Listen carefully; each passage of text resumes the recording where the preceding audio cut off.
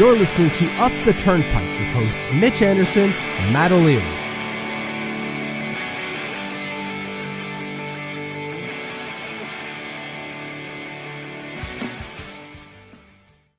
Hello and welcome to the Up the Turnpike postgame show. What is going on? I am Matt O'Leary, joined by my good friend Mitch Anderson after game one of the New York Islanders season. Mitch, how's it going this evening? I'm doing great. I had a really tough technical issues period. First, I missed most of the first period because my internet sucks. But I won't complain too much about that. It's been kind of resolved. We're good here. How are you doing, buddy? I am doing okay. I would have liked to see the Islanders win this game, but I think there are some positive takeaways from it, some negative takeaways through it. And we were kind of talking about this on our season preview episode that we dropped on YouTube this morning. That like this is how the year is going to go, right? And I don't think we can get too high or too low on wins and losses. And, you know, tonight, unfortunately, they just weren't able to get it done on the road in Pittsburgh. That's pretty much it. Like Sloppy kind of says it. Game went pretty much exactly how you guys prefaced the season. Forwards looked good and defense looked pretty bad. Yeah, fair. Totally fair. And I think we'll get right into this one, Mitch. So. The Islanders, like we said, they lose 4-3 in the opener. I thought they started the game okay, and then they take a penalty. So first look at the penalty kill. Penalty kill comes out, and Evgeny Malkin scores a goal here. Yeah, penalty kill looked awful. Just really, really bad. It's the first one of the season, although like, as they were saying on the broadcast, and they're right for pointing this out, this isn't a systemic breakdown. No. It's just Sroken couldn't cover the puck in front of some chaos. He should have. That's one I think that he should have had. And I know when you give up 4 goals, like to hear any positivity on a goalie, I know people aren't going to want to hear that, especially with what he is getting paid. But I thought he really kept them in the game at times, especially in the third period. We'll get to that eventually, but that's one where you'd probably like your goalie to make the save on it, even with it being on the man advantage. Yeah, I'm surprised Patron Will wasn't all over the chat. He was probably at work or something, so distracted. Fair enough, because he would have been eating that num for dinner, going like, that was pure garbage, Sorokin. Just, you can't start the season that way. That's something I would do. That's how I start my games of floorball. I'm awful the first 10 minutes. Softies galore.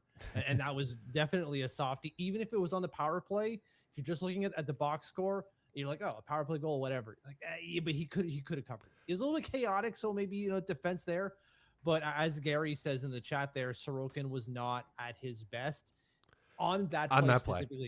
Yeah. Third period, a little different, but on that one, yes, that's...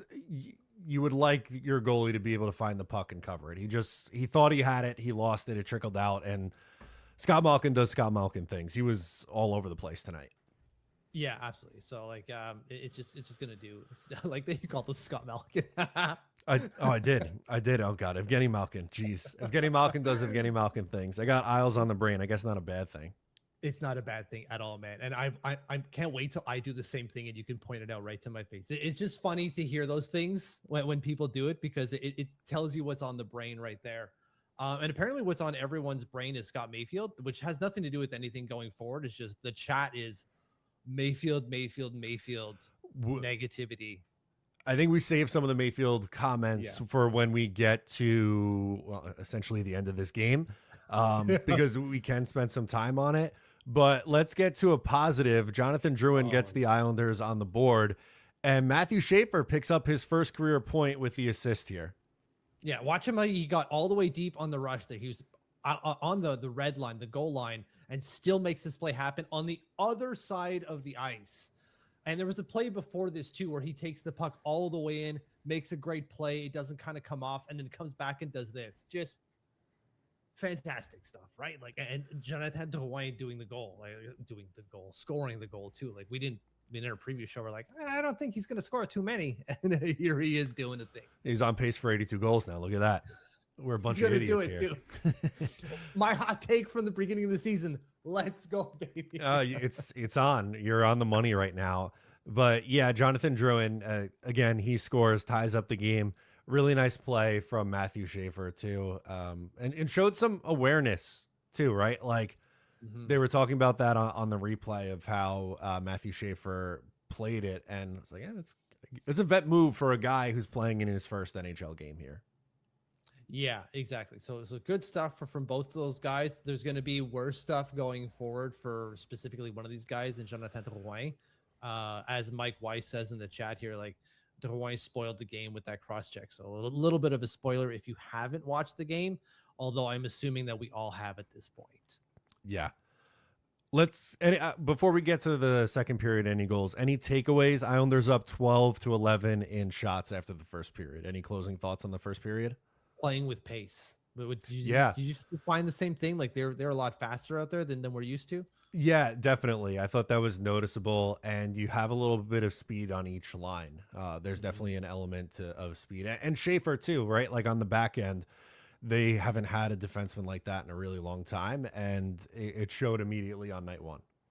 Yeah, Max is saying here in the comments they were fun to watch, and yeah, that's all we cared about this year, right? So hell yeah, Max, totally agree. They were fun to watch. If most of their games are like this, and some are wins, some are losses, I could absolutely live with this 82 times a year. I don't want to go 0-82, obviously, but I'm saying, like, obviously you win some, you lose some, but if they're kind of back and forth, they're in it games. I just don't want to see like the 6-0 games or like, really embarrassing efforts. This wasn't an embarrassing effort. You lost, you got outplayed. And, it was Pittsburgh's home opener. They played already, too, so it felt like they had their legs under them in the first period, maybe a little bit more. But it is what it is. I'm not overly upset about it. I'm not too upset about it either. And I think they played a better game than the Penguins did.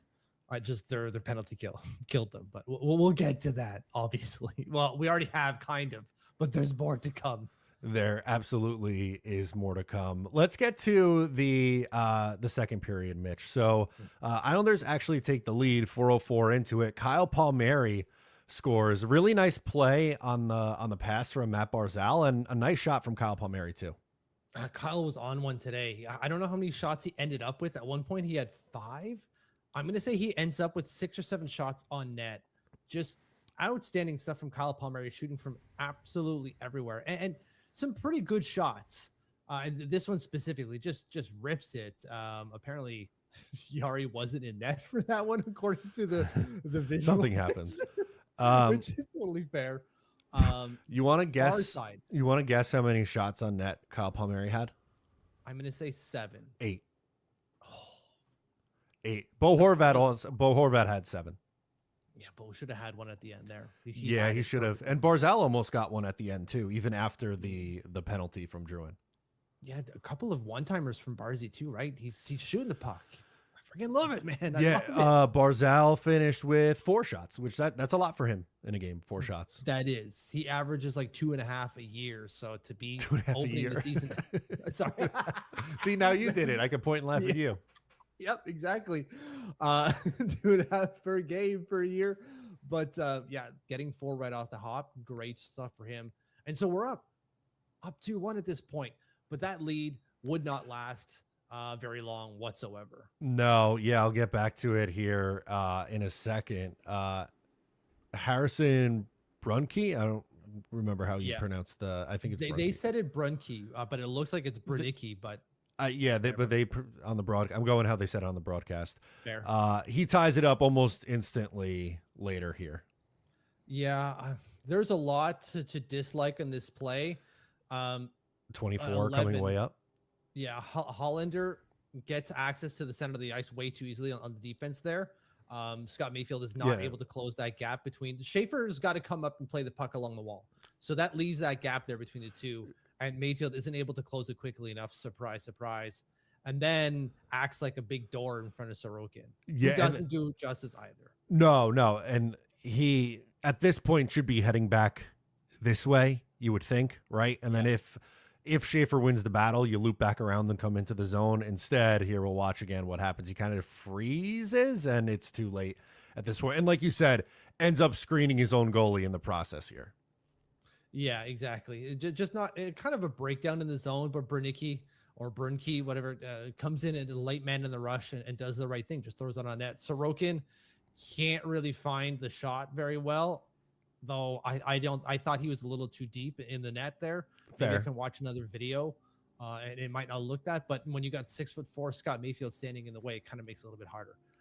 Not to say it's all on Mayfield, but also not to say it's all on Sorokin either. No, it's split blame on that one. Yeah, but like a lot of, again, negative Mayfield comments, like looking up Vegeta, the Mayfield cannot be paired with the kid. Bad habits going to rub off. I hope not. Yeah, Eddie saying sends Scott Mayfield to Shanghai Dragons immediately. He's a statue out there. Mayfield has to be bought out next summer. How the F is Mayfield in the NHL? Mayfield is the worst NHL player I've ever seen. He's like Matt Rempe bad. I don't believe those comments. I'm not of that line. I think Scott Mayfield is a decent NHLer. Third pair, sixth defenseman. Tonight was not his night though. It was not. And it's going to get blown up. Yes. Yeah, I would agree with you. And sorry to jump you. I was just trying to say that it gets amplified because of his struggles and the contract on top of it. If he was, signed to a normal contract and this was maybe his last year, you go, all right, this is frustrating, but this isn't the long-term thing. He's got 4 more years after this year? Yeah, it must be tough. And Schaefer's going to take it in stride. He's not going to be like, oh, I have to take whatever he says and this is how I have to play the rest of my career. Because it's obvious. Like you can't take pointers from a guy like you got to be here and you got to be there, and then he's out completely in left field. Maybe not even on this play, but a one to come a little bit later. I think Schaefer's going to take some of the advice with a grain of salt, but he's listening because what does he know? He's never played in the NHL until today. Yep. No, absolutely. And like, what are you going to do? Are you going to put him with Tony DeAngelo? I don't want that. I don't think that makes sense either. And they like Pelech and Pulock together. Maybe that Pulock is the only other one where I think that it makes sense. You can't put him with DeAngelo. Can't really put him with Boquist either. Like, yeah. Unless you're calling up Isaiah George and saying you're playing on the offside, which he's done before and says he's comfortable with. So that might be their best pivot option, but it's certainly not, bumping him up and keeping him on the top pair with Tony DeAngelo. No, absolutely. Gary, to put some positive spin on this, I'd love to see that in the chat saying Mayfield is a +1. All right. Just saying. Maybe speaks to the validity of the plus minus as a stat. Personally, That's my take on it. But Gary and the plus minus BFFs. That's what you get for having your Christmas tree up, probably, Gary. I bet you have it up. I bet you do. I'm so excited for that bit to be back. 81 more games of this, by the way. All right. The Penguins would take the lead shortly thereafter. Penalty kill, doesn't do its job. Sidney Crosby from a knee scores right on the doorstep. It seems like a cheat code, doesn't it? Like all he had to do was like get down on his knee, and Ryan Pulock could not get him out of the way at all. He tried to lift the stick, but obviously didn't work. He kind of just repositioned it there and tapped it home.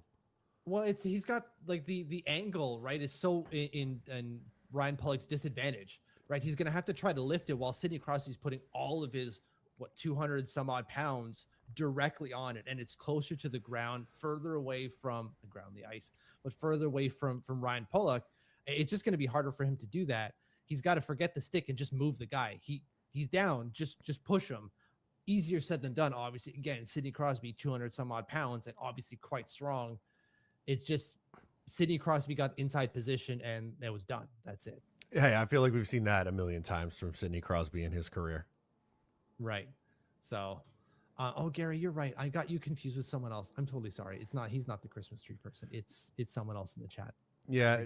Well, way to throw Gary under the bus here on night one. Night one, Mitch is throwing the commenters under the bus. Thanks a lot, pal. Trying to throw some spice, and it's finding me right in the face. From number 3, Gary. Number 3. It says right there with the crown. Love to see it. Beautiful.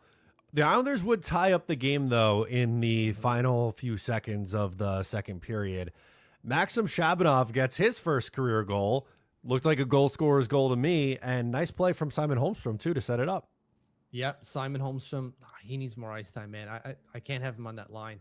I think they replace Heineman with Holmstrom. It's not to say that Heineman has been bad, but it's just I think that Holmstrom adds a lot more offensive ability than Hyman does.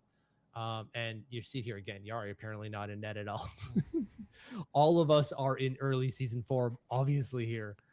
But do you think it's funny that both of the guys we were talking about in our preview episode were like, I don't know if Maxim Shabanov and Jonathan Drouin score a lot of goals, and they've got the 2 goals on the board for us. Yeah, they scored 2 of the 3 tonight, right? And I just think it's because it's the unknown, right? Like Shabanov have not seen him in the NHL yet. He makes the jump over from the KHL, and for Drouin, like that's not really his game.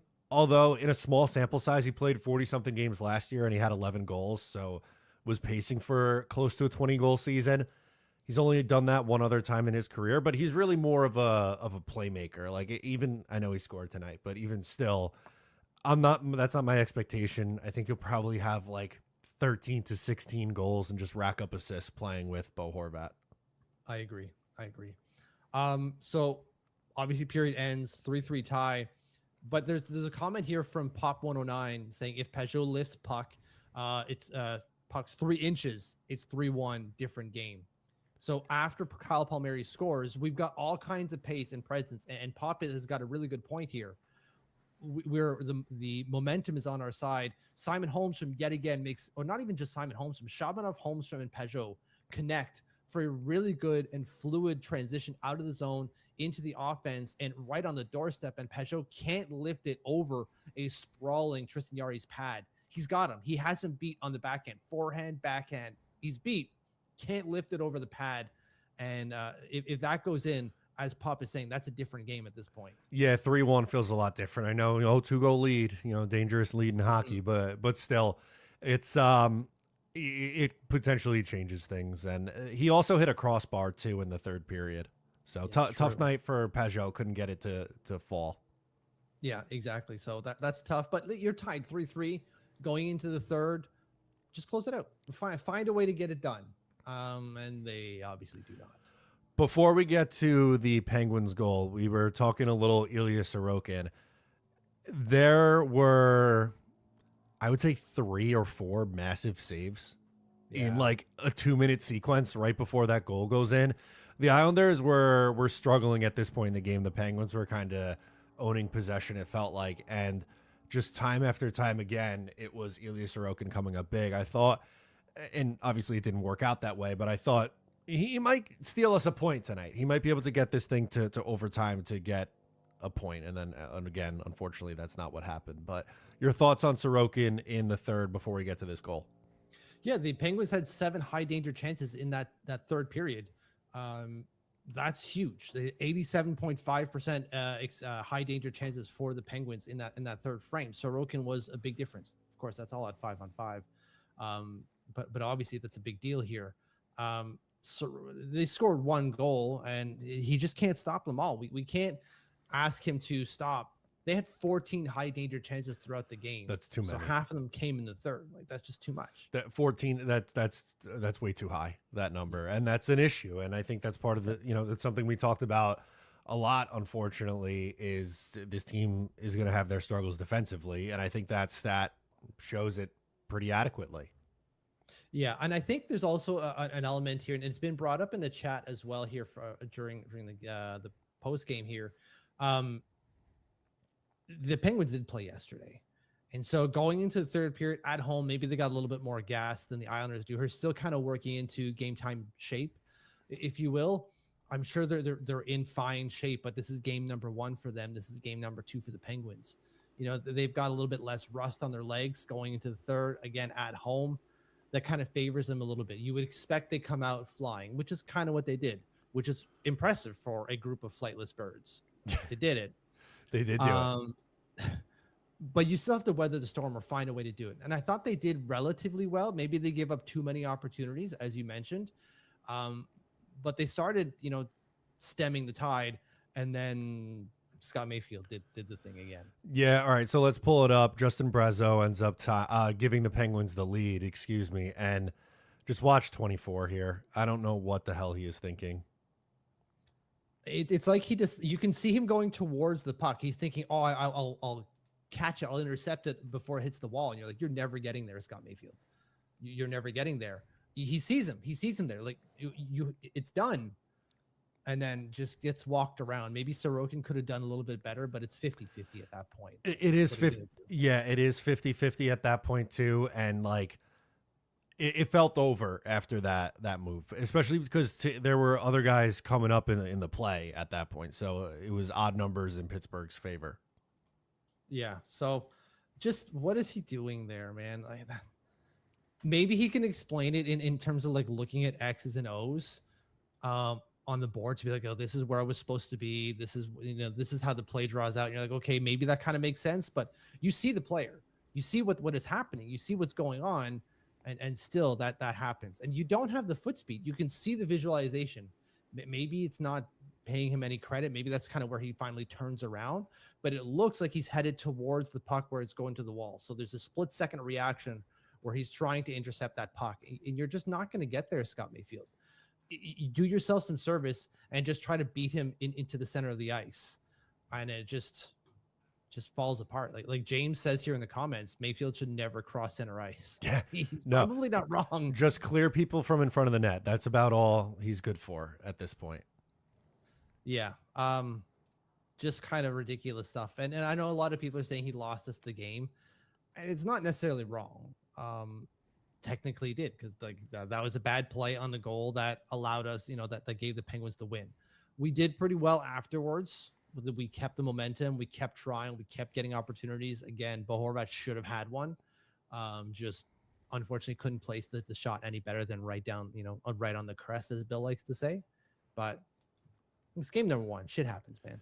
Shit happens. A 4-3 loss. I'll give you some numbers. We'll do some ice times. I have Patrick Waugh audio on Matthew Schaefer's debut and wanted to share a quote from Patrick Waugh on this game as well. And we'll close with your comments.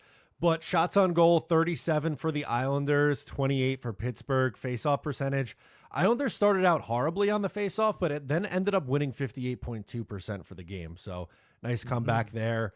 Here's a big difference for you. Islanders power play 0 for 3, Penguins 2 for 5 on the power play. Special teams. Special teams did it. There's a comment here from Nicholas Ilarde saying, guys, I don't get it. Ever since the Capuano era, they don't seem to get it on the power play. Too much passing, same setup, and when they have the opportunity to shoot, never seem to hit the net. No, they don't, which is, again, frustrating. Yeah, so like I don't know what happens. Maybe they got to get Schaefer out there. I've called for it. Yeah, there's no disrespect to Tony DeAngelo. I don't think he's the problem necessarily. I don't think it's just, let's get someone who completely doesn't stick to the I'm a defenseman, I need to stay at the blue line role. Who can move around. Yeah, there's more fluidity. It moves people around maybe a little bit. So we'll see. Penalty minutes, 25-8. Islanders with 25. They also had the 5-minute major at the end from Jonathan Drouin. We didn't talk about that. Any thought quick on that? Just, I think it was completely accidental. People are going to say it's dumb, and it is if it was on purpose. It just looks like he's trying to shove him out of the way, and it goes up. So like, either way, maybe don't put yourself in that position. But he was chippy the entire game, right? He threw Parker Wotherspoon, not through, but like pushed him around, Wotherspoon over Tristan Jarry, and then got kind of in a scuffle, if you will. So there's some sandpaper to his game, which is nice to see. Absolutely. Hits 23-22. Penguins with one more. Block shots, Islanders had 13, Pittsburgh 12. Giveaways 22 for Pittsburgh. Islanders had 16. So sloppy in the giveaway department for both teams. And then takeaways, Penguins had 6 to the Islanders 4. Yeah, I don't mind that so much. 16 giveaways, and they seem to be going up every year just because I think it's a stat keeping issue. But 16 on the first game, I don't think they had too many puck management issues, if you will. No. All right, let's do our ice time game. We're bringing it back. In case you're new here, I ask Mitch who led the way in ice time and who had the least amount of ice time for both Islanders forwards and defensemen. Mitch, who led the way in ice time tonight? I'm going to say Matthew Barzal. He was second. It was pretty close. Bo Horvat had 21-16. Barzal had 21-01. Yeah, that makes sense. He was out there for a lot, especially at the end, right? Like you had Drouin, Horvat, and Barzal out for quite long shifts. And they're pretty much playing the entire power play. Yeah. So that's why I'm going for defense. So least amount of ice time For a defenseman. Who do you got?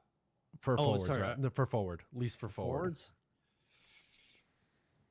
That's tough. They roll that fourth line quite a bit. I guess it's going to be Maxim Siplikov. Also, good guess. He had the second fewest. It was actually Maxim Shabanov who scored a goal tonight, had 9 minutes, 45 seconds. That's interesting. I wonder why. Now, obviously, he's not playing on the power play yet. No, I think it's just trying to get him acclimated over to the NHL. Holmstrom had 11:50 and Pajot 13:21. Pajot obviously has a little bit more special teams time, but 9:45. Not, it wasn't like he had played 6 minutes or anything like that, but a little bit lower than where I thought it would be. Interesting that the fourth line had more ice time than the third. Or sorry, the third line. Yeah, the fourth line had more ice time than the third line, at least on paper. That's interesting. Most for defensemen, I assume it's Tony DeAngelo because he was stuck out there for the power play. By a lot, 23:35. The next closest, Romanov at 20 minutes, 24 seconds. Yeah. There's a few comments here on Romy, and I want to find a few of them here. Craig says, I called it when it happened. Romanov is garbage and is not a first-line D-man and should not have been paid when we have Schaefer to take LD1. Term too long and overpay for what will be a third-pair D-man. I do think it was too long of a contract. I like Romanov as a second-pair defenseman. I don't like him as a top-pair guy. Yeah, I think that's the thing. Like, we're probably splicing hairs here with Craig because I don't think that's totally off base. Maybe I wouldn't call him garbage. Maybe that's a bit sensational, but that's totally fine. I'm not saying the comment is bad or you should change anything. You're totally entitled to that. And he wasn't good. That's fair. Is the contract too long? Absolutely. Is it an overpay? Probably.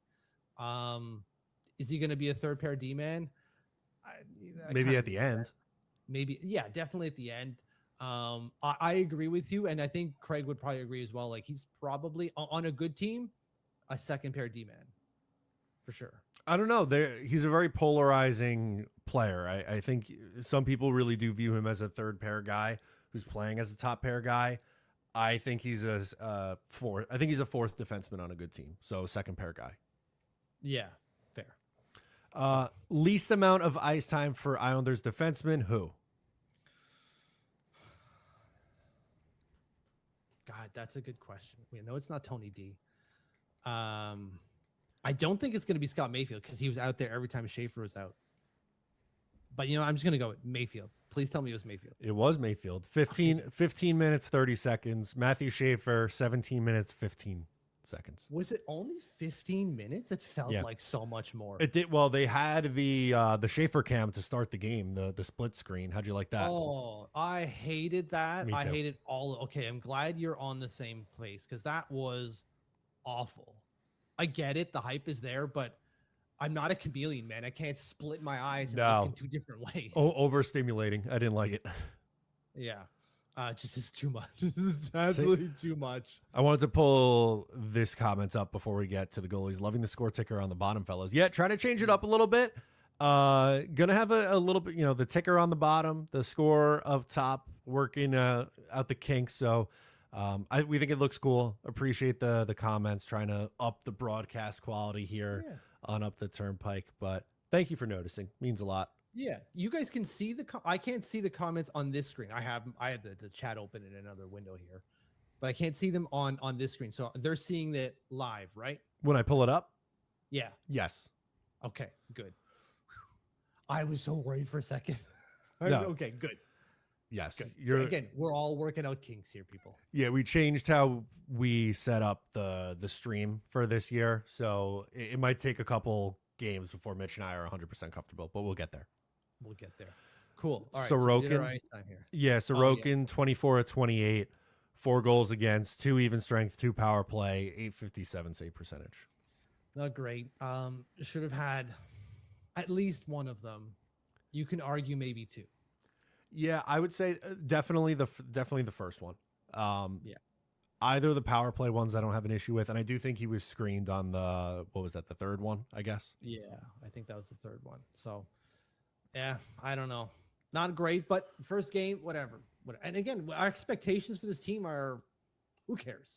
We obviously we want them to win, but we're not sitting here going like they're going to make the playoffs, and if they don't, we'd be mad. Nah, whatever.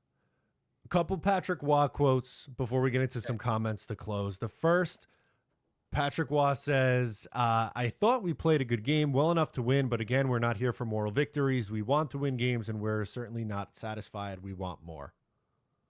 Yeah, that's totally fair. I thought they played a good game as well. There was a comment here about the underlying numbers being good, and that's a good sign. That's nice to see. They were shooting from everywhere, specifically Pellick.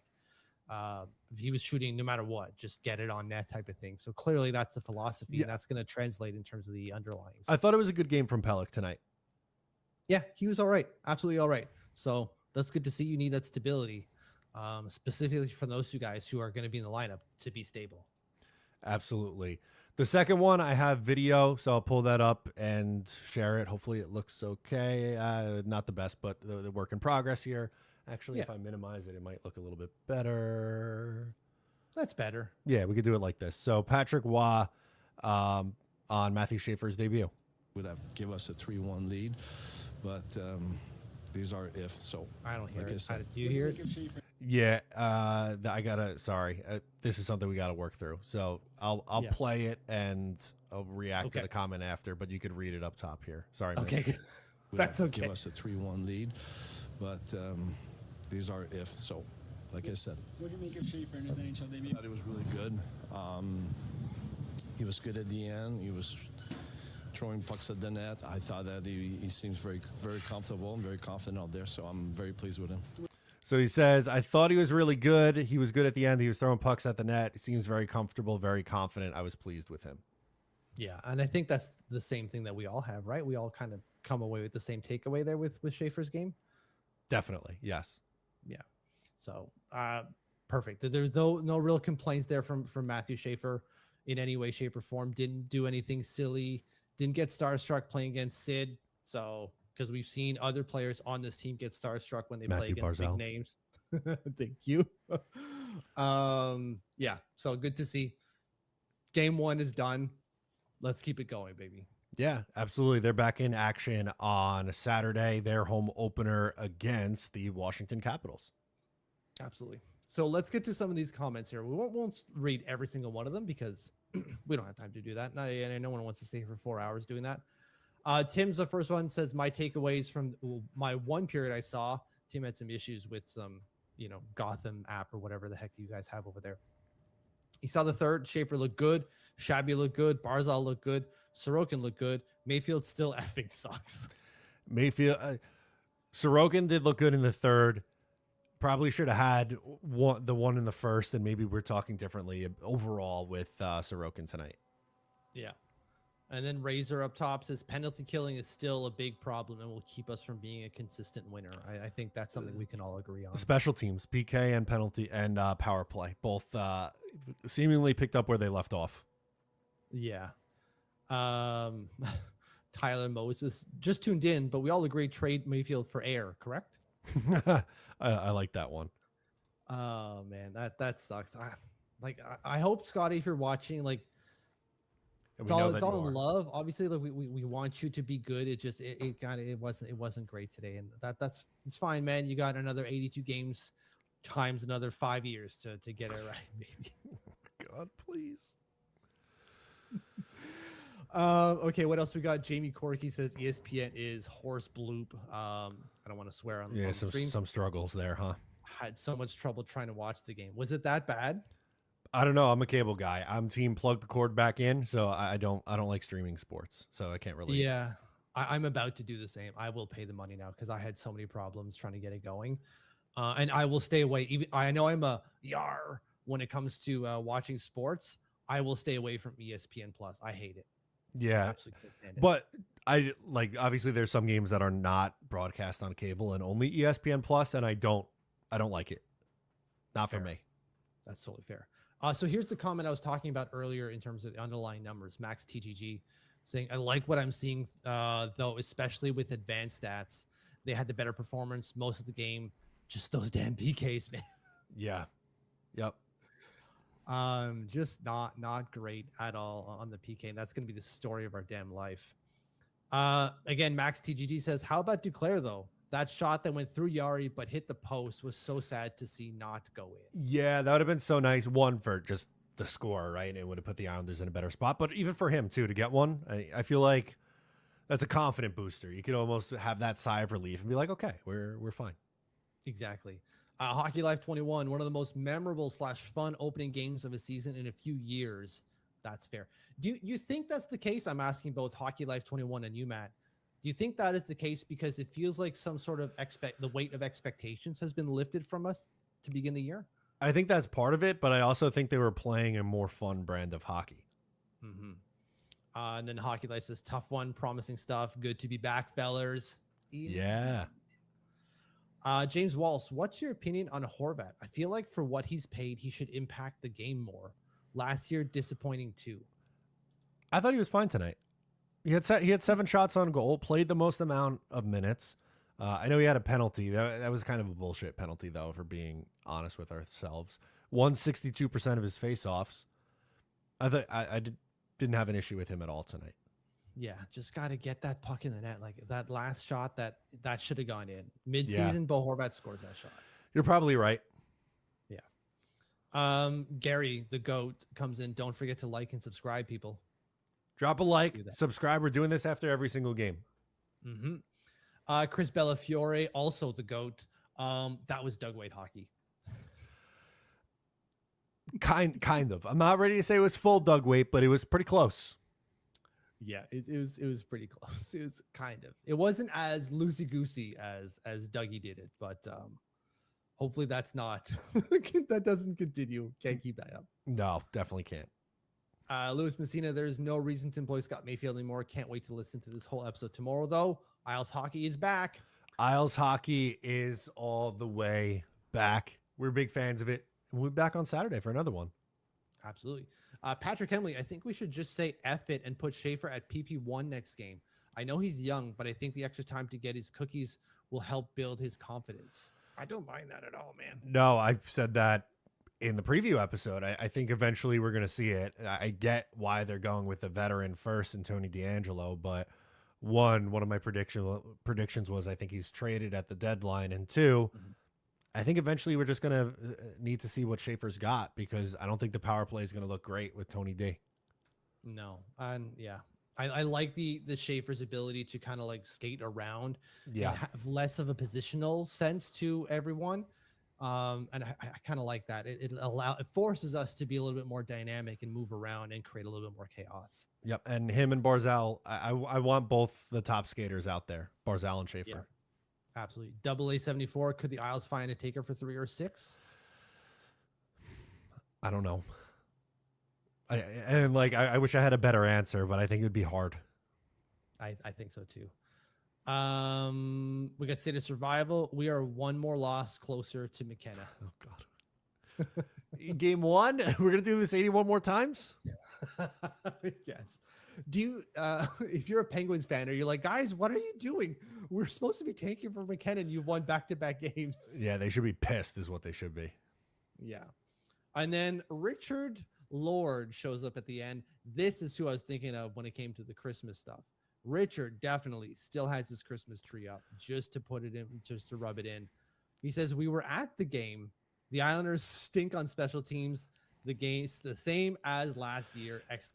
Yeah, that's my favorite evaluation. And I think maybe my biggest takeaway from this game is the special teams looked exactly like it did a year ago, which was a problem in 24-25 and looks like it could be a problem again this year.